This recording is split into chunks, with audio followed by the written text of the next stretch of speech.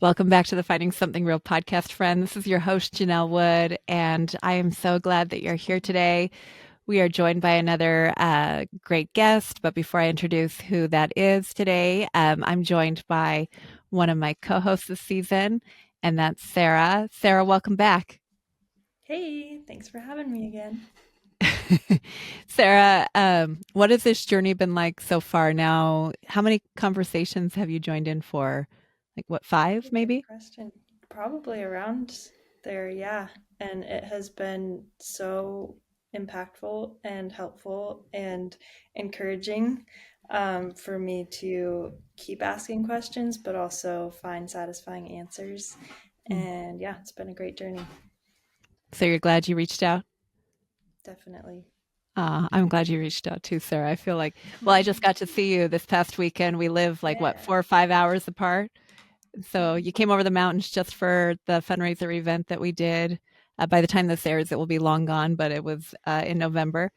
And it was just a real sweet thing to have you there, be part of that panel and share about the ministry impact and why you reached out in the first place. So thank you so much for being here and taking time off work just to be part of these conversations. It's pretty special.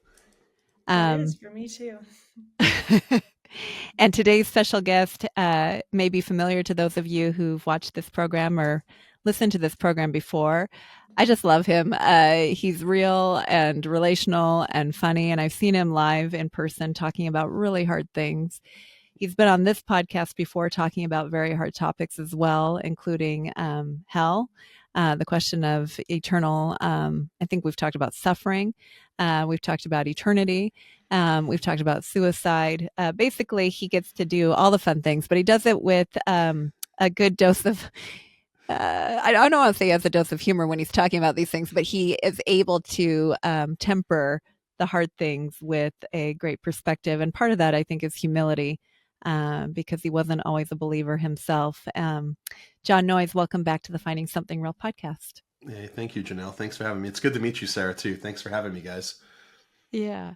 Jon, you work with an amazing organization. Do you want to share a little bit about that before we talk more about your story? Yeah, I'd love to. I work for Stand to Reason. It's a Christian apologetics organization. We focus on training Christians to think. I like to say think deeply and critically about their faith, um, and the hopes of them delivering then those ideas out to the public square. Not just in their churches and their homes, but to actually go beyond those things and make a difference for Christ in the communities that they live in. I Mm. love what I do, and I love who I do it with. Stand to Reason's amazing. Yeah.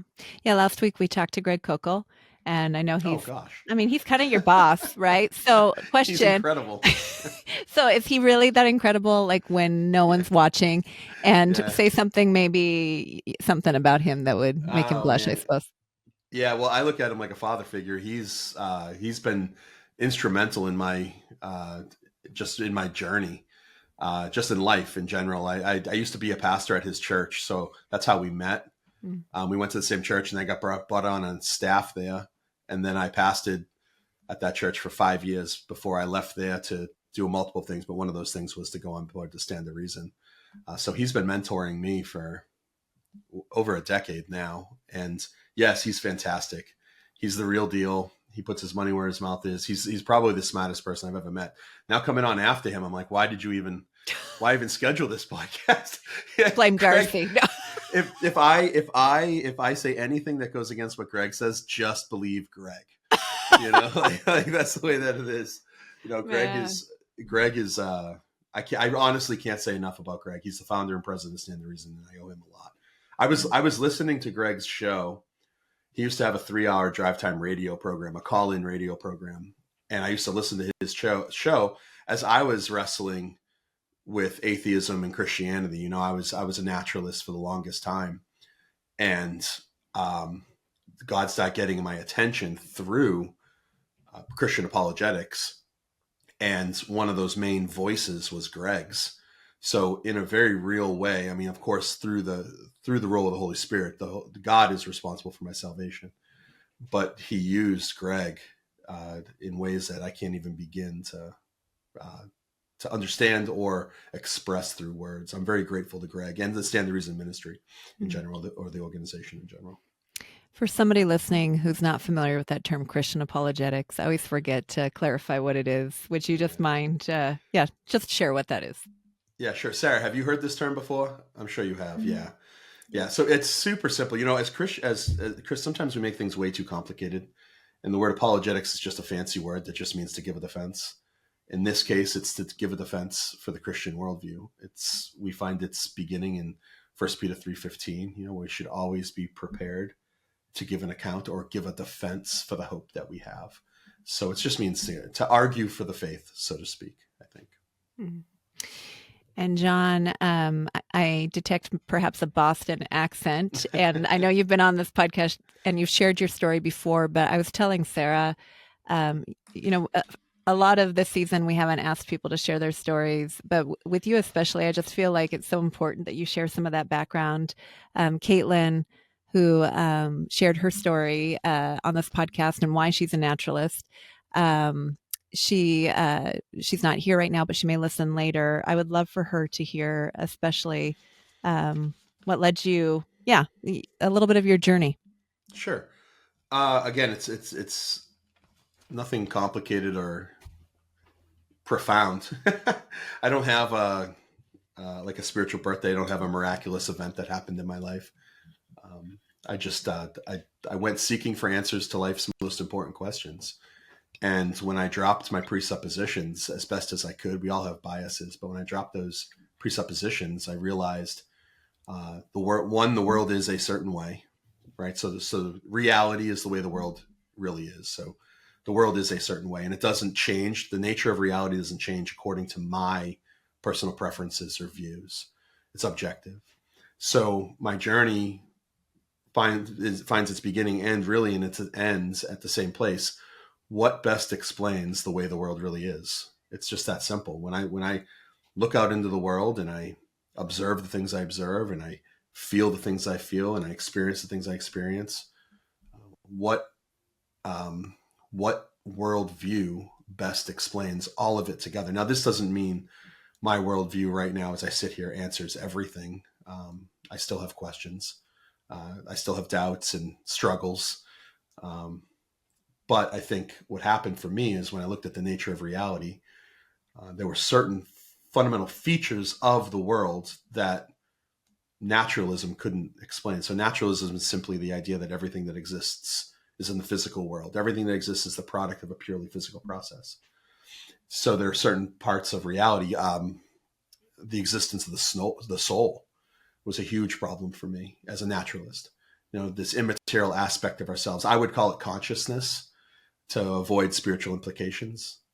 But nevertheless, we all know that we have one. We interact with it daily, constantly, every waking moment. But naturalism, if everything that exists is in the physical realm, what is the soul? What is consciousness? It's not the same thing as like the neurons firing or the brain juices flowing. Those are different, and there might be a correlation for sure, but they aren't the same. Like when right now, oh my gosh, I made a huge mistake, guys. You can forgive me. Judge me and then forgive me. I'm forgiven through Christ. I allowed my children, Sarah, I have 4 daughters. So I have a 15-year-old, a 13-year-old, a 12-year-old, and an 8-year-old. And man, I make so many mistakes. And I just made a really bad mistake. With my oldest, you know, we waited to let her watch anything PG-13, certainly. So now she's 15, but now she wants to watch stuff. And so does my 13-year-old and 12-year-old. But we still have my 8-year-old. So now my 8-year-old is exposed to things I shouldn't. So we let them watch K-pop Demon Hunters. Like, I don't remember why I said yes. It was probably because I wanted 2 hours of silence to read or something. But and I watched it too, so just I'm watching it. I've watched it with them, but and it's not totally terrible. But the music in it is actually quite good, in that the songs are super memorable, and there's a reason why they're climbing the charts. And I have a point here. After watching K-pop Demon Hunters, my house, all they do is sing those songs. It's stuck. They're stuck in their mind. But when we say something like a song is stuck in your mind, when you have a song stuck in your head, what do we mean by that? Right? Does it mean that if I crack open your skull and sift through your brain, I'm going to find, golden or whatever the song is from K-pop Demon Hunters? No, I'll kill you if I did that. Right. But that song exists. And the question is who has the best explanation as to where that song exists, the naturalist or the Christian or any other worldview for that matter, but I certainly don't think the naturalist can explain it, because it's not the same thing as the neurons firing. The neurons have properties and they're related, but they don't share the same qualities as the song. There's no melody, there's no words, right? And in order to be the same thing, they'd have to correspond to the law of identity, meaning they'd have to share all the same properties if they're identical, but they don't. So what explains that? And that's just one aspect, of reality, the existence of a moral depth. And interrupt me, Sarah, anytime. Like, I would much rather have a conversation with you or Janelle too. Sorry, I'm not. I'm mainly I'm so speaking offended. to Sarah. Janelle's pushed off to the side. I get to speak to Janelle all the time. But like, there's these things like the existence of the soul, like asking simple, like heartfelt, like real questions, like where'd everything come from? Like legit, like let's just talk. Like where'd everything come from? Because it's I don't think it's complicated, and I don't think it's controversial. Everything requires an explanation for its existence. And then everything that's created needs a cause. And this is a fundamental rule of science. So where'd like the universe come from? What caused it? And this, as an atheist, was really difficult for me, this question, because as I can see it, there's only these two options, right? Something or nothing. Either something caused the universe or nothing caused the universe. And I did not want to say something caused the universe, because that something would have to have certain qualities that are true about it. Has to be outside of its creation. It has to be immensely powerful, incredibly creative, personal to some extent, because it has to have agency in order to create. Before you know it, that something starts to look like God. So I was like, no way, I don't want God. So nothing caused everything. But that's like, does that explain the way the world is? Do we live in a world where stuff just pops into and out of existence out of nothing? I don't think it does. And we know this intuitively, by the way. Like that's what I mean, is this isn't controversial. I think we make things too difficult. Our experiences tend to indicate what's true. Not all the time. I mean, our experiences can be wrong. We don't want to live by emotion, but our experiences in the world are an indication of the way the world really is. And when we experience something like Sarah, if you're sitting at dinner, like say all of us, I have you guys over my house and we're at dinner table and somebody knocks at the door. What do? We get up and we go answer the door. Nobody at the dinner table is just like, oh, there's that knock out of nothing. Like, happens all the time, one time I was with my kids in in Disneyland. I took my kids to California Adventure in Disneyland, and we had like this nice stroller that I just bought. It was pretty new. It held 3 kids in it, so I had to just carry one, which was awesome. So I'm pushing that sucker around, and we went to go on Maida's Wild Ride. And I pack the stroller in the sea of strollers, like 10,000 strollers right there, right? They're everywhere. So I pack it there. We're standing in line, and I'm talking to the guy behind me. I love waiting in line because it gives me the opportunity to talk to people. And like, especially at a place like Disney, Sarah, nobody's getting out of line in Disney. So it's like a captive audience, like even if I'm really annoying them, hopefully in a good way, they're not going to get out of line. I mean, they might try to switch the conversation, but that's fine.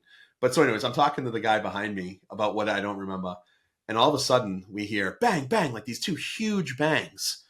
And like everybody in line, they kind of like ducked and looked around, and they were all, what was that? Right? What was that? And what they were asking is what caused those bangs? And I found out when we got off the ride. I mean, it was out of my mind now, because like you move on, and it was out of my mind. We got off the ride. We went over to my stroller. I had packed my stroller in the hot California sun, and I had overinflated the rear tires that morning. So both my rear tires on the stroller popped. But that's the nature of reality, right? When we experience something like that, we ask for where it came from, and nobody in line, I'm telling you the truth, nobody in the line was like, oh, that's crazy, those big bangs. Like they just come out of nowhere all the time. And it's like, no, that's not how the world works. And then you start thinking about, well, what about science? Imagine living in a world trying to do science where stuff just pops into and out of existence. And I'm not out of nothing. And I'm not talking about the nothing of like a Lawrence Krauss. Like Lawrence Krauss is a really smart guy. He's a physicist, and he wrote a book called Something from Nothing. And what he does in his book is he discusses the role of quantum systems and quantum vacuums and the detection of certain particles just popping into and out of existence. But even the quantum vacuum is something. Like I'm talking about the nothing of Aristotle. I don't know if he really said this, but Aristotle is accredited with saying nothing is that which rocks dream about. That which rocks dream about. And Sarah, what do rocks dream about? I don't think rocks dream. Why? Because they're inanimate. Because they're rocks. Because they're rocks. Like, this is insane, right? And Aristotle knew what he was getting at, right? So he's saying, so what we're doing is, if I'm going to be a naturalist and consistent with my naturalism, I have to believe that everything, the universe, came from the dreams of rocks. And when I put it like that, it sounds silly. And I'm not trying to be silly here. I'm just, but this is the reality of the situation. A philosophical nothing means no thing, nothing. Mm-hmm. And we need an explanation. So the existence of the soul, the immaterial world around us, the existence of everything, moral depth to the world, was really difficult for me. You didn't believe any of this stuff, though. You didn't believe any of it. So, well, that's the thing, is like I was trying, but I was still living in the world as it is, right? So I was living in reality, right? So we all have to live in the world as it really is. That's why it's important that we start there. Like, just because, okay, I would have said that I was a moral relativist. I would have claimed that, and I was fine with it, because I wanted to be the boss of my own ship, like the master of my own ship. I want to be my own boss. So did you just ignore all that stuff when you were an atheist, Jon? You try to, the best you can. You try to suppress it and explain it away. I mean, you said you listen to Alex O'Connor, who seems to be incredibly bright. I watch him too, and I like his stuff. I mean, I just love his accent. I wonder if he had like a Boston accent, if he would be as popular. I don't know if he would be, because like it dumbs you down a little bit, I feel like. So it's just like, but I listen to him and like he says some really great stuff, but he's an emotivist. So he denies the existence of an objective moral reality out in the world. Does that explain the nature of the world? I don't think it does. I think that when we're wronged, we know it. And when I say I'm wronged, I don't mean it makes me feel bad, which is what I think when we boil it down, that's what emotivism gets you. I mean that there's a nature to the world around us that seems to indicate that there's an objective moral law. And in order to have that law, you have to have that lawgiver, just like with the stuff. You have to have somebody or something at least to give you the stuff. And sometimes we just I feel like in these discussions, we get lost in not the nuance, because nuance is important, but we just don't have the real conversation like with each other. Like, let's just talk about the world and how it is. And I mean, I'm all about deep philosophy. I love theology and science, but the majority of the people like Alex O'Connor is probably in the top 1 or 2% as far as his knowledge and how smart he is. He's way smarter than I am, that's for sure. But sometimes that's not necessarily a benefit. Sometimes we get stuck. And then sometimes, if we're just honest, we don't want God to exist. Like I knew that was true for me. I didn't really want God to exist because I was doing just fine. I don't have a rock bottom story either. Everything was going really well for me. I was working at one of the best law firms in the world. I was successful. I was making good money. I was living in Washington, D.C.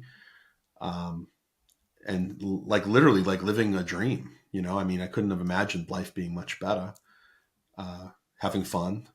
And then when I moved to California, same thing. I got a job at a fantastic law firm, living in Hollywood and going out at night and having a good time and doing whatever I wanted with whoever I wanted, whenever I wanted. And I never lost it all. I could have continued that life and I would have been fine. I think I would have been fine for a time, because it comes back to the nature of reality, right? So the nature of reality is that we're all made with a purpose. We're all made with these longings in us. Like, what are those on naturalism? What are these longings? I mean, they aid in our survival, maybe, but I see longings that don't necessarily benefit me, like self-sacrifice and, not just for people that I know, but for people I don't know. When I'm talking on suicide to people and doing counseling, I love these people so much. I don't even know them. What is that on naturalism? What is love? Like a genuine expression of love. Sure, there's juices flowing in our brains, but that's clearly not the same thing. When we have a deep, genuine care for another human being that that you don't know, that you've met once and yet you're never going to meet again. I think that's because we recognize that people are special, and that's part of the type of soul we have. We're made in the image of God. And so anyways, I think I've gone on too long, but I'd love to hear what you have to say, Sarah. I have questions for you. I don't know if we're allowed to ask you questions, but like some things that's in the brief introduction before this show started, like, we talked for maybe 2 minutes. Some of the things that were said, I just sounded really interesting to me. And you sound like you're on a really interesting journey, which is kind of cool. So what do you got for me, Sarah? Am I doing okay? Okay, you're doing great. Thank you. And Okay. I think you're allowed to ask questions. Janelle, you can confirm that. But Yeah, right on. That's fine. Go ahead. You have my permission. I would love to hear. So we got to how you are denying naturalism, Sure. but how do you move from deism to Christianity? Like, What do you think convinced you about Christianity to give up the life that you were enjoying? I love it. And I didn't have to give everything up, just throwing that out there. I still have a really good time. You know what I mean? Like, I still have fun. And I used to think Christians were lame back when I grew up, Sarah. I didn't know Christians. Like, I really didn't. I mean, maybe if, like, in hindsight, I had Christian friends, but they never talked about Jesus. They never talked about their worldview. I've never been to church. I didn't go to church. I went to church for the first time. Maybe I went to Catholic church like once or twice growing up, like for Easter or something, because that's what you do. But like, I didn't go to church, like a real church, like a Christian church, until I was 26. So that's a good question that you asked, and I just want to put that in your head. And it's, for me, it's the resurrection, right? So Paul tells us that's what our worldview rises and falls, right? The Apostle Paul says that if Jesus has not been raised, then he says that we're to be pitied. Not only that, but then he goes on to say that we're still in our sin. And that means we should just go live life to the fullest, right? Eat, drink, and be merry. If Christ has not been raised, Sarah, right now, you and I, we're completely wasting our time here.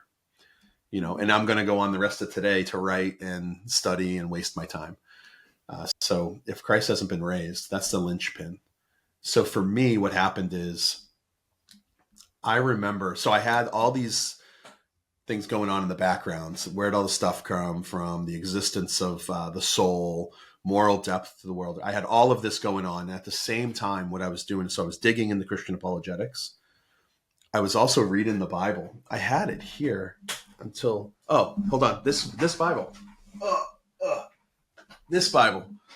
This was my first Bible ever given to me. This Bible was given to me in the parking lot of a Baskin Robbins 19 years ago. And it's a study Bible, but it's a New Believer's Bible. Who gave it to you? My future in-laws.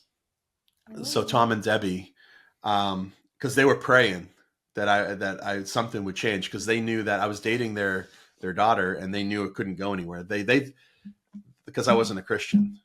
So they were like, this is not going to work out well, and they were kind of like looking for their moment to kind of tell Rihanna, my now wife, that like, this is not working. And so they gave me a New Believer's Bible, and I was already on a journey through apologetics. And I read this Bible cover to cover, Genesis to Revelation, over the course of 3 months. And something happened. This is one of those study Bibles that it's like NLT, so it's super New Living Translation, really easy to read, and it has like cornerstones of the faith, like off and running, don't waste time pursuing things that won't last, like tips on how to live.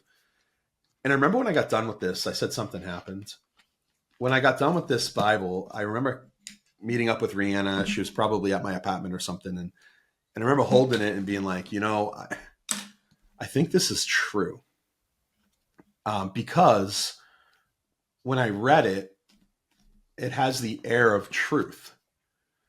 Like, it sounded like, at least to me, it sounded like the people who wrote it were trying to convey something they believed was true. Now, I didn't buy the whole story yet, but it seemed to me like at least the people writing this thought what they were writing accurately reflected their world. So now I have to do a deeper investigation. Is there any evidence or is there any reason to believe the stories in this are true? And I started with the resurrection because that's where everything begins and ends. If Jesus hasn't been raised, then our faith is in vain. We're to be pitied above all men. So I started doing a deep dive into the resurrection and reading pretty much everything I can get my hands on about it. And I figured out that there's a core, and this is like Gary Habermas uses this. It's called the minimal facts approach. And so I took his minimal facts are these historical pieces of evidence that most scholars, the consensus of scholarship, think actually occurred in real space-time history. And so you have all of these events surrounding the life, death, burial, and resurrection of Jesus of Nazareth. And then you take these pieces of evidence, these historical events, and then you try to come up with a hypothesis or an explanation explaining them. And the more pieces of evidence your hypothesis explains, the better the explanation is, right? So empty tomb, right? So a lot of scholars believe that Jesus was buried in a tomb, and then that tomb 3 days later was empty. So you can come up with a number of explanations to explain the empty tomb. Disciples stole the body. That's one, certainly. Jesus never died. That's one. There's the biblical explanation, right, that Jesus was raised. So there are three hypotheses. But then you take on another piece of historical evidence, the crucifixion. Almost every major scholar writing about the crucifixion or on crucifixion in general says that Jesus died on a cross. So that means if you have Jesus dead on a cross and then you have an empty tomb, that gets rid of the hypothesis that Jesus never died, right? So as you add the evidence, you take your hypothesis and they don't explain as many. And you want a hypothesis that explains all of these pieces of evidence. And in total, I don't know how many there are now. There's probably 10 to 15 pieces of evidence. And what hypothesis best explains them in light of each other? And I remember one night, this is so funny. I remember one night I was sitting on my couch reading about the resurrection in my apartment in Hollywood. And I remember thinking, know what? I got it. As a naturalist, I can explain the resurrection of Jesus. This is true. I said, I know exactly what happened. What happened is all of this is true. Jesus died on the cross and people saw him again, an empty tomb, everything. What happened is aliens came down. And I literally thought this. And aliens came down and they beamed Jesus' dead body up to their spaceship and they applied their super aliens medical technology on top of Jesus. And then they beamed him down. And this explains everything. And then I had the question pop in my mind, what evidence do I have for aliens? And this is just my journey. I'm not making fun of anybody who posits this. This is just my story, right? And then I thought to myself, I have almost zero evidence. I mean, I certainly have less evidence for aliens than I do for Jesus' resurrection. And then I thought to myself, what is it that I'm trying to avoid here? And what I was trying to avoid is any spiritual implications because I hadn't yet dropped my presupposition of naturalism. You see, oftentimes we think naturalism, it's billed as like the freeing worldview, like naturalism is more free and Christianity is so restrictive. And I think it's the complete opposite. Naturalism is so restrictive. It only allows you to pursue naturalistic answers to things, where Christian theism opens you up to a supernatural explanation. And then, so why is it that we don't run to the supernatural for explanations? Well, I think it's because in our culture, especially in the West, we've been told that naturalism is the default. It's the null hypothesis, where that's a lie. I think I think if you survey the world, it's clear that we live in a supernatural world. I think it's clear. The existence of the soul is one argument for that, but also the existence of miracles or near-death experiences, or even like, I mean, the supernatural that we don't like to talk about, like demon possession and this type of stuff. I mean, it exists, and a lot of people have experiences with it. But naturalism can't explain any of that. But Christian theism can. So then all of a sudden I'm like, oh my gosh, if I drop the presupposition of naturalism, all of a sudden resurrection is not only highly plausible, but I think it's the best explanation for the life, death, burial, and resurrection of Jesus of Nazareth. And then on top of that, Sarah, going back to kind of this existence of the soul, one of the aspects of the soul, like, and soul, the soul and the moral depth of the world, they collide. At least they did for me. And what I mean by that is I clearly knew right from wrong. I knew what was like, I was very quick to object to things out there in the world that were wrong. That seemed like I was living in a broken world. Very quickly, I would have objected to so much. I worked in the legal world. Of course, I knew right from wrong. And, but then at a certain point, God wakened my conscience. And I realized that the brokenness that I was so quick to object out there to was also in me. And what do you do with that on naturalism? Like in the dark of night, under the weight of my comforter, I remember praying, even as a naturalist. I remember praying and asking whoever or whatever at the time for everything to be made right, especially in times where struggle happens, where we lose family members or cancer or these big things. Well, on naturalism, all I'm doing is I'm wasting breath and energy. I'm just talking to nothing, literally nothing. But that doesn't reflect the what was going on in me.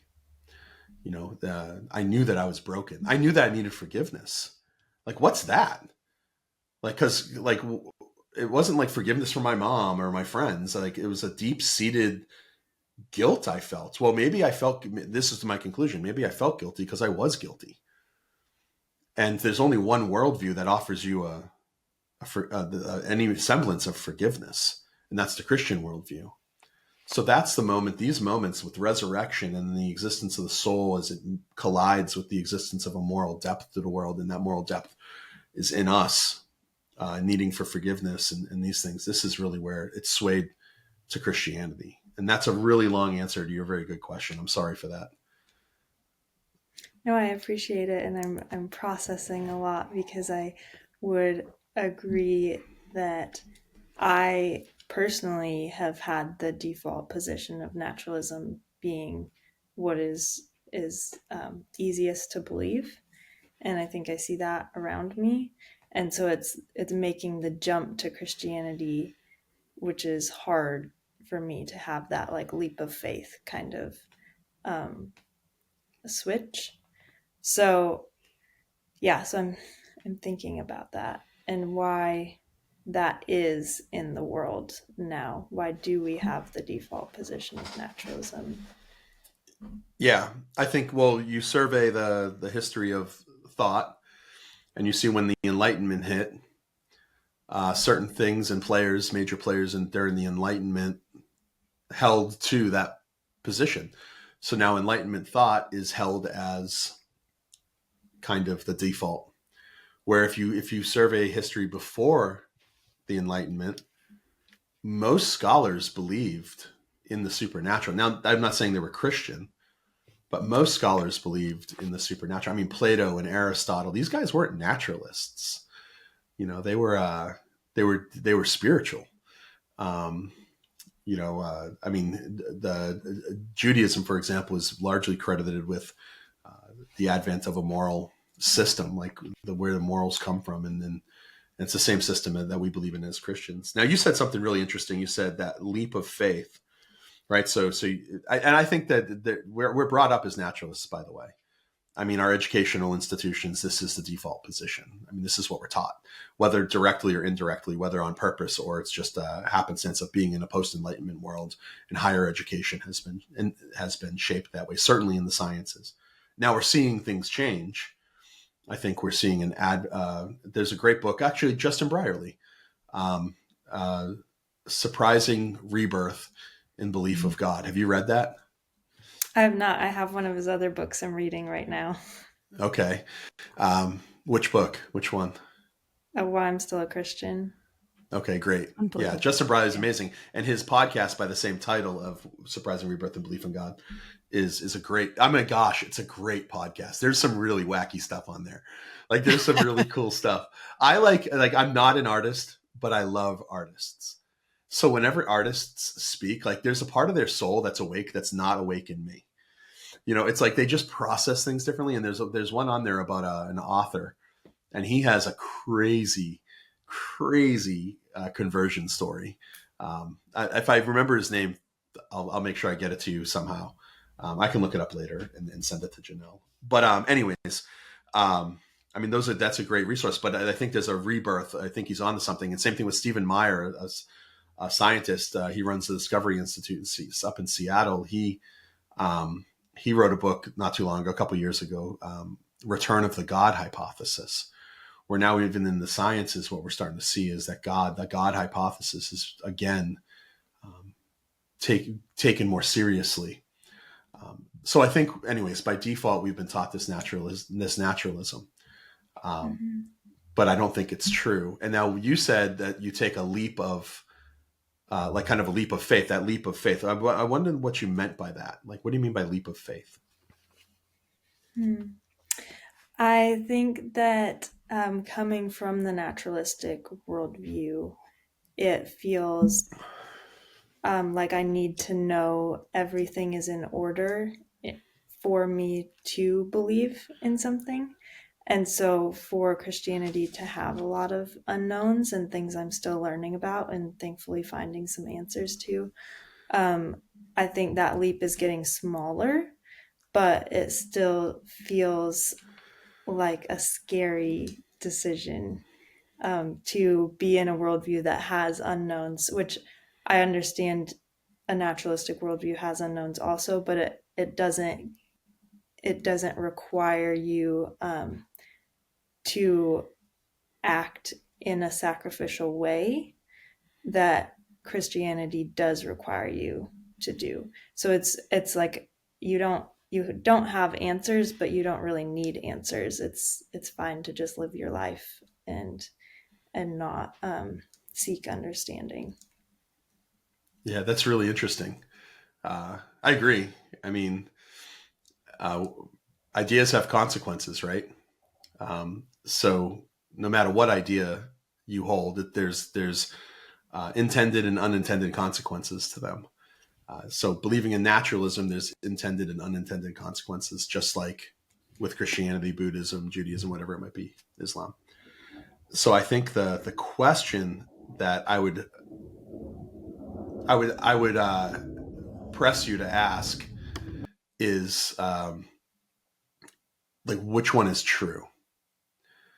So we want to live according to reality, because when we don't, things might get messed up. So when we seek to order our lives, we should be seeking to order them according to what's true, not what feels good, not what even necessarily gets us the most success. Trust me. Yes, I understand sacrifice. Christianity has not. I used to work at a law firm. I used to make actual money. It was great. It was so much fun. There's nothing wrong with making money either, by the way. I wish I could figure out how to make law firm money doing what I do. I'm not complaining. I make plenty, but yeah, there's a certain sacrifice, but every system has a sacrifice too. Because I would say if you're going to live your naturalism out consistently, there's definitely a sacrifice, philosophically, but also practically. For me, I came to view when I was living consistently with my naturalism. This is just my story. I don't know. It's not everybody's, and I get that. I viewed people in one of two ways. They were either a commodity, meaning something to get me something or somewhere, or they were an obstacle. They were in my way, they were in my way from getting somewhere or something that I wanted. And I think that that's naturalism lived out. I really do. I think that if we're just molecules in motion, I'm fine with thinking this through. I'm fine if that's the view, that's the view. But we should take that view seriously then. And let's, like, if Carl Sagan is right and we're just star stuff, we're just made in the interiors of star stuff, then that means Richard Dawkins is right, where he says that the universe that we observe has precisely the properties that we should expect if there is at bottom no design, no purpose, no good, no bad, nothing but pitiless indifference. So we have two questions that we have to ask. One, are we ready to live that out? Two, is that the nature of the world around us? I think, and this is straight out of Frank Turek. I'm going to steal from Frank Turek. I think it's the atheist that lives by more faith, because I think the atheist, the naturalist, has to have faith in human dignity and value and worth. I think the atheist has to have faith that everything came from nothing ultimately. They have a great deal of faith, thinking that human beings are going to treat each other well, even if we're just highly evolved beings, something of the same species. Because everywhere I see naturalism rule, at least come to a close to rule, I don't see these things happening. I see actually the opposite. I see really bad things happen. And that doesn't mean Christians don't do bad things. We have a track record of doing horrible things as well. But we have a system of right and wrong that we can judge those things by, where I don't think the atheist does. So it's interesting. I would have said the same thing. Like, as a naturalist, I said the same thing. I can't believe that on faith. But then I've come to understand that actually I think the Christian worldview has more evidence than the naturalistic worldview. And while I still have questions, I've answered a lot of my questions that naturalism couldn't. And the questions I've been able to answer are actually the ones that really matter. Like, where did we come from? Where are we going? Is there purpose and meaning in life? Questions of morality and these things. Christian theism has provided me with a much more robust explanation to the world that I'm living in than this naturalism. It's interesting. I can ask you another question. Is that okay? I don't know if people on here have asked you questions. I don't want you to put you on. And if you put her on the spot, do it, Jon, do it. Yeah. Well, because you can handle it. Medicine. No. And I want to answer your questions, because I really do want to be here for you. And I have no problem being a resource in the future for you any time. Like, I think, like, I genuinely love people, and I love people for one reason. It's because they're made in the image of God. And I don't care what their beliefs are. I don't care what they look like. I don't care how they treat me. I love people because they're made in the image of God. And if I can help one image bearer in any way, I'm going to, especially in this way, because I think this is I think what we believe about God is the most important thing that we're ever going to believe. There's a great book, if you haven't read it. You stole that line. Yeah. There's a great book. It's called The Knowledge of the Holy. It's by this guy, A.W. Tozer. He's dead. Have you read this? No, I'm reading one of his other books right now. Are you really? Oh my gosh. Yeah. You're right there.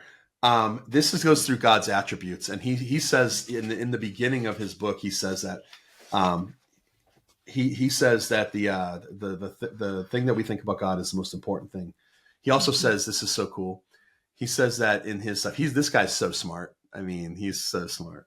But he says that when he's describing God here in Knowledge of Holy, he has to resort to creaturely words, which what he means is like, we can't even the words we use don't come close to actually describing things like God's glory and his love for us and these things, his perfectness. And anyways, great book. But what I wanted to ask you is, what's the tipping point in your minds? Like, when is enough evidence enough evidence? I've been thinking about this.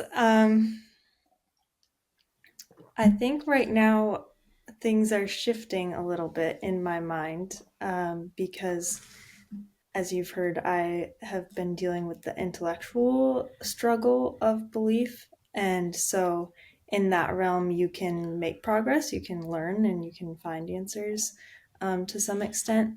But I think I have not so far experienced God until like now.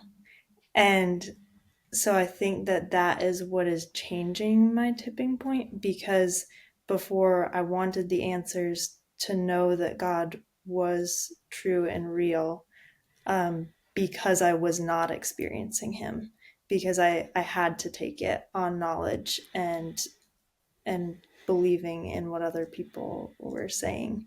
But I think that now that is changing, because experiencing God is giving me a different perspective, which makes me a little bit confused of why it took so long, or like why God's timing is how it is. And it makes me cautious, because I do not like to trust the emotional experiential side as much. So I worry that like this is just a little high, and then things will kind of return back to normal, or bad things will happen and I will be thrown back into the unbelief. Yeah, that's where I'm at right now.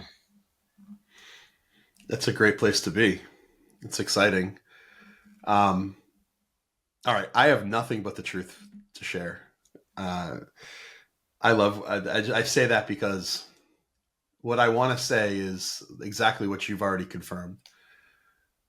Emotions are amazing. I am a highly emotive person. It's one of the things that makes me, I'm just being honest with you, Sarah. It's one of the things I'm most conscious about as far as a Christian apologist. Because if you watch me give a talk next to somebody else that I really look up to, like a Greg Koukl, give a talk, we are so different, because I cannot remove the emotion from it. Because you want to know something, Sarah? I feel God a lot. It's good and bad. It's good and bad. But I'm always self-conscious about my emotions, because I feel like sometimes emotions can do things. Emotions can be manipulated and manipulative, and I never want to manipulate anybody. And I was with Greg, and he was speaking at the Masters University, which is a huge college here not huge, it's a Christian school here in Southern California. And they asked if I wanted to share my testimony, and I was like, yeah, absolutely, to the entire student body, which is so much fun. And I got up there, I had 10 minutes, I hit my time mark. Greg said I did a great job. I felt like absolute rubbish after, because I was like, I feel like I just emoted everywhere. So, like everywhere, all over the place. And this is what Greg said to me about that. He said, Jon, emotions make life enjoyable, but facts make life livable. Emotions make life enjoyable, but facts make life livable. So God gives us emotions, and he uses them in us and spurs us on, like what he's doing to you. I think he's probably calling you to himself through your emotions. But there will come a time, Sarah, when this high will be over. And there definitely will be a time when you're confronted with the reality that we too, even as Christians, have to live in a fallen and a broken world, and we butt up against the reality that life has had.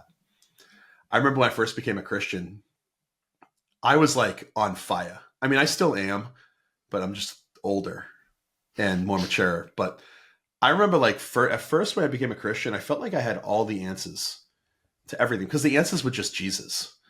Like, I know why you're not happy. Oh, because you don't have Jesus. Oh, wait, I know why you're struggling with pornography or alcoholism or whatever, because you don't have Jesus. Oh, I know why your marriage is falling apart, because you don't have Jesus. And it's just like, I had all the answers. I felt high. I felt like high. And then that lasted about 2 weeks. And then it comes back to the God awakening my conscience, that all of a sudden I realized that all the problems that were out there in the world that I could diagnose and solve with Jesus, those same problems were in me. Like I was a sinner. And while God forgives us of all of our sins, right? If you, O Lord, would mark iniquities, O Lord, who could stand? But there's forgiveness in you, is what the psalmist says. He doesn't keep these records, and he forgives us all of our sins, past, present. There is nothing, neither heights nor depths, neither powers nor principalities, nor things present nor things to come that can separate you from the love of God that is in Christ Jesus our Lord, right? So there's nothing that can separate me from God's love, and God forgives me of all of my sins, but that doesn't mean he doesn't have to do a work in you. And the truth of the matter, Sarah, is sin is fun. Like, I loved my sin. Like, that's one of the pervasive things about sin, is oftentimes it's enjoyable for a time. When prolonged sin, I think, can be detrimental. Certainly, a lot of different types of sins are detrimental and even deadly. But God, he's still working in me, and sometimes life has had. I'm married. I don't know if you're married, Sarah, but if you get married, are you married? Can I ask that? No, I'm not. Is that appropriate? Okay. Married is being married is like one of the most sanctifying experiences. My sin is constantly, I feel like, on display, and it hurts. I'm called to love my wife as Jesus loves the church, even as he gave himself up for her, is what the Bible says. I do not do that. I mean, ever. Or raising my kid. Oh my gosh. Kids are like little mirrors, dude. Like, they drive me nuts, but then I realize everything that they do that drives me nuts is exactly what I do. So the point is why I'm saying all this is because there is a time when this high that you're feeling and the emotions are going to disperse. And that's why we have the intellectual side of our faith. That's why we're not an easy believism type people. That's why God tells us to test all things, holding fast to that which is true. Because he wants us to put him to the test in these things. And are there times of spiritual dryness? 100%. But that's where I lean into the things that we've been talking about. I say, God, where are you? I don't feel you. Like, why am I going through this? Wrestling with really difficult things in my life, like marriage struggles or raising kids. I mean, raising kids is not easy, and I don't have all the answers. And why you let me do this? Or kids get sick, or death of loved ones. But that's when we rely on, okay, I know God exists because stuff exists. I know God is personal because he's created a moral law. I know God has saved me because I have a soul and this need for forgiveness has been satisfied through Christ. And I know I have this rescuer Christ because he's been raised from the dead. And I know that because there's evidence. I don't rely on my emotions for any of those things. They're facts of the world around me. And so that's where I would lean into you a little bit. I wish I was a pastor in your area, because I would lean into you and I would say, what are you waiting for? Because to me, Sarah, it sounds like you're there. It sounds like you're just like so many other people that I talk to, that you're waiting for all the answers to be given. Well, if you're waiting for all the answers to be given, it's not going to happen. But you're not going to have the answers for every worldview. There's so many questions in naturalism that I could never answer. So I would encourage you to ask yourself, like, what is it that you're waiting for? You don't have to answer me now, because I think you're there, and I think you're ready, and I think that I think what we do is we dedicate our lives to Christ, and there's a semblance of knowing that we're going to have to wrestle moving forward with answers, but that's true of every worldview. So I think you're rad, Sarah. Oh, thanks. You too. Can I go back to something you said before? No, there's no going back, Sarah. Please. Only forward. We'll make this of course. The final question that you ask, Sarah, and then I'll do our closing thing after hearing your response for Jon. Oh, are we out of time already? We're really close. It's 55 Oh minutes in man. almost. I know this has been really good. Oh. Okay, Sarah, what Okay. do you got? So you said you read the Bible in 3 months and Yeah. you came away from that with a positive impression, thinking that this might be true and I want to lean into believing this. Why? How did that happen? Because I grew up in the church, I have read the Bible, I continue to read the Bible, and for me, it's actually like maybe parts of it are helpful to my faith, and I'd say a large part of it feels like a hindrance to my faith. Like when I read this and think, oh, this is who you are, God, I don't know how to reconcile that with the big picture. So the Bible makes me angry sometimes. Me too. I mean, totally. I mean, absolutely. Oh my gosh. Okay, I'm the only believer in my family, Sarah. So my extended family, right? My wife, my kids, we're raising my kids Christianly. They've all been baptized. I trust in their baptism. My wife my wife led me to the Lord in a very real way. But my mom, my dad, my brother, his wife, they are ardent atheists. Their kids, the two daughters, they're raising them as atheists. My sister is an atheist. Her husband is an atheist. And they're raising their child to be the same. When I read Rich Man and Lazarus, I really, really wish that what is being depicted there isn't true. Meaning, I wish hell didn't exist. How could a loving God send my brother, who is a fantastic human being, by the way? I look up to him in a lot of ways. He's a good dad, a really great husband. He started a nonprofit and has dedicated a large part of his life to helping inner city youth. But we're not saved on that stuff. We're saved by our belief in Christ, our faith in Christ. And if I could erase hell right now, I would. Like, I'm just being honest, I would. But it all comes back to the nature of reality. We all have to live in the world that God made, whether we believe in him or not. So I'm going to do the best that I can to align my life with the nature of that, with that reality. And then I'm going to do the best that I can to talk to the people around me in the hopes that they'll do the same. There are parts of the Bible that are really difficult. But I'll just use my experience, as I've taken the time to get to know who God is but more, those difficult parts become less and less, and I can explain them more and more. Conquering of the Canaanites, right? Oftentimes the genocide, right? This is probably one of the things that you have in your mind, I'm assuming.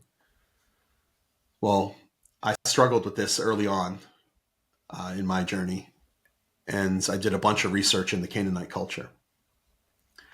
And the things I found were not good. The Canaanite culture, for example, they were a culture, society of bestiality, homosexuality. It was a rape culture. They worshipped at the altar of idols, and their idols, what they would do is they'd fashion these large idols out of stone, huge, and they would have the outstretched arms on them.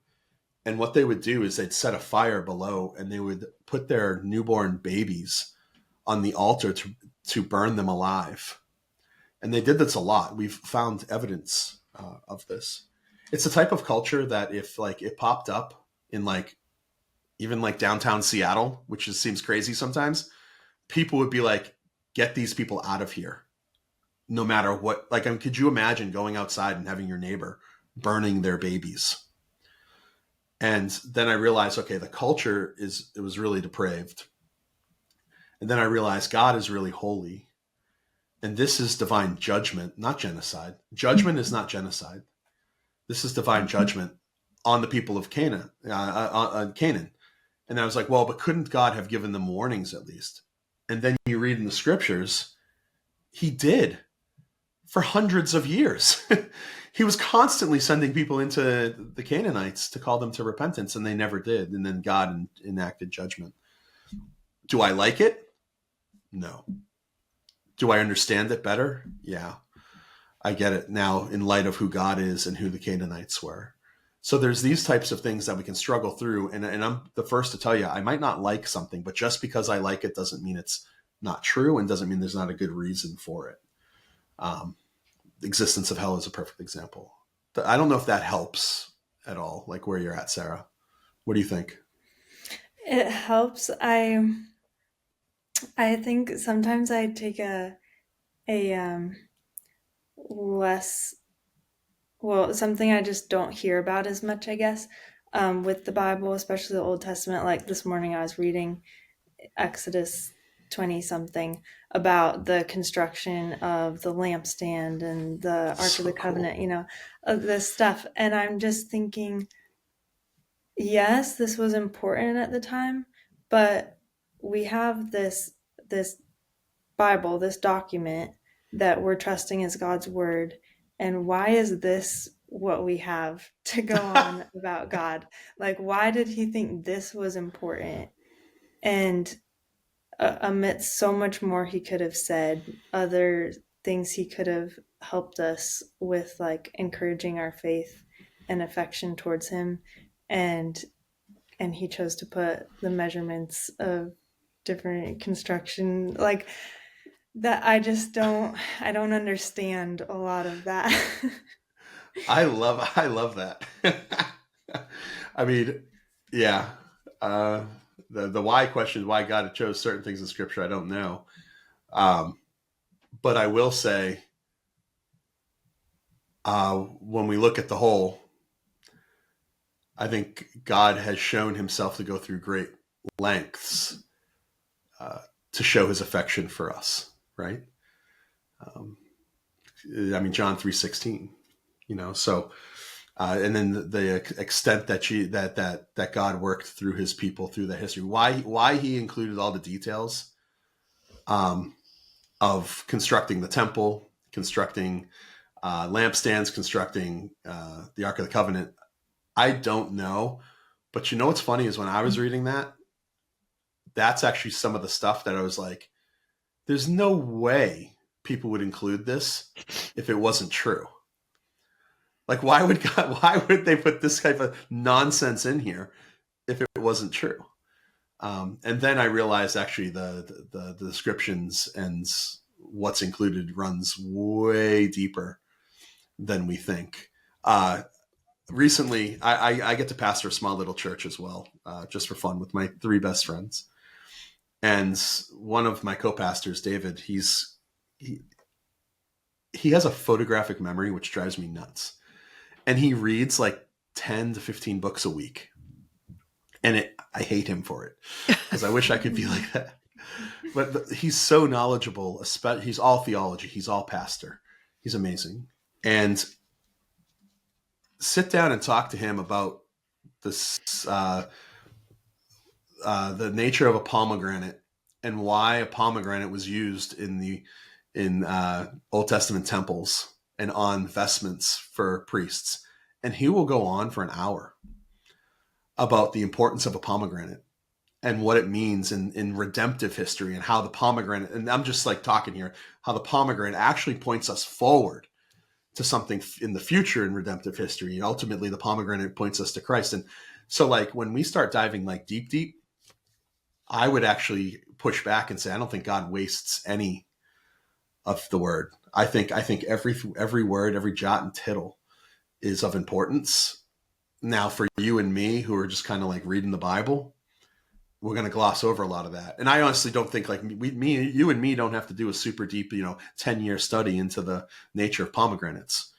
But I think it lends to, one, the authenticity of Scripture, that these details are provided. 2, it might not be important to us because we're not living under temple rule, but it was incredibly important to the culture. And Genesis, as much as we'd like to think about it being written to us, it wasn't. See, Genesis wasn't written to you. It wasn't written to me. It was written to a certain group in a certain place at a certain time for a purpose. Now there's benefits for us. But so those instructions were written to real people in real place at a real time to do something really important. So there's significance in that. And then there's future meaning, which I mean, has so much importance. and symbolism in these things. But I get it. Numbers, ugh. Like, why do we have to number every single person? It's just like, you got to be kidding me. Or a lot of Deuteronomy, the laws. I mean, I worked in legal field for over a decade. Like, Deuteronomy is largely just case law, and it's the most dry, boring stuff to read. But then when you start thinking about, well, oh my gosh, almost all of these statutes are reflected somewhere in modern law, which is so neat to see. Like, the God of the Bible, thousands of years ago, put forth a system, a legal system that survives today in almost every Western civilization, which is like so neat. So anyways, that's where I push back a little bit at what you're saying, but I also don't think that that's what's keeping you from belief, from just going all in. So I'd say there's other things. It's a cumulative case. Yeah. Yeah. I think all the little things though make up the big thing. So I'm trying to chip away. Yeah, I get that. I'd say start and finish with Jesus, and then everything. It sounds almost tongue in cheek now I'm saying it, but it's true. It's just true, or pithy, or whatever. Everything starts and finishes with Jesus in the Christian worldview. If Jesus has been raised from the dead, that makes everything else in this book is true. Because Jesus said it, and that means he has the authority to say it. So that's where I hang my hat, which opens me up to being wrong. By the way, Sarah, I'm totally open to like an Alex O'Connor coming and wrecking my worldview. I'm open to that because I don't want to believe it if it's false. I honestly don't. I don't. The Christian life isn't the easiest life, like you kind of alluded to. It's a good life, though. It's the better life, especially when we view eternity. With eternity in view, it's the only life. But I'm open to somebody completely destroying my worldview. They can do the best they can if they want. You just opened so many more questions for me that I want to talk about, but I know we're out of time. Jon, this has been wonderful. Thank you again for coming on. We always close with one final question here. The Finding Something Real podcast is about a journey towards restoration, eternity, authenticity, and love. All things that we can find in relationship with Jesus Christ. Restoration, eternity, authenticity, and love. Which of those things stands out to you the most in your life right now, and why? Restoration, authenticity, eternity, and love. Oh, dude. I'm writing them down. You did this to me last time. I do it every time. You should know. Restoration, authenticity, eternity, and love. Oh, how do you separate them? Oh, I'm going to go with restoration. Because I truly believe that the world is being made new right now, even as we're here discussing. I think the God of the Bible is moving. He's active. He's saving. And I look at the world around me, and I have a different view than most people, at least in my community. I actually see a world getting better and better and better and better with each passing day. I was just in Minneapolis, Minnesota, at our reality conference there, and we had 4,100. We sold 4,100 tickets. I don't know how many people were there. 4,100 students. And it was the number is great. Like, I'm not saying it's, oh, look how big we are. I'm just saying, like, this is crazy. This is so cool that many students care so deeply about their faith that they want to freely. Most of them there are willingly. I'm sure that there's some that parents are forcing them or whatnot. But everything's being made new. And not only that, this is what's really exciting about restoration, is that God uses you and me to restore the world. The church plays a huge role in this. And that means we're plan A for God, and there's no plan B. And God, for some reason, because I'm a wretch, and I'm like, oh my gosh, if you guys could see my life behind the curtains, you'd be like, I can't believe you do anything. Like I'm a mess. But yet God, even in my messed upness, uses me, imperfect Jon, to reach the world for him and offer restoration to people is, I mean, I can't even. So the thought of it is almost so overwhelming. I can barely grab hold of it. It's amazing. So I'll go with restoration for now. But I could have done all of them. It's good. So Jon, Jon, thank you for being here again. Sarah, thank you for coming back. Until next time.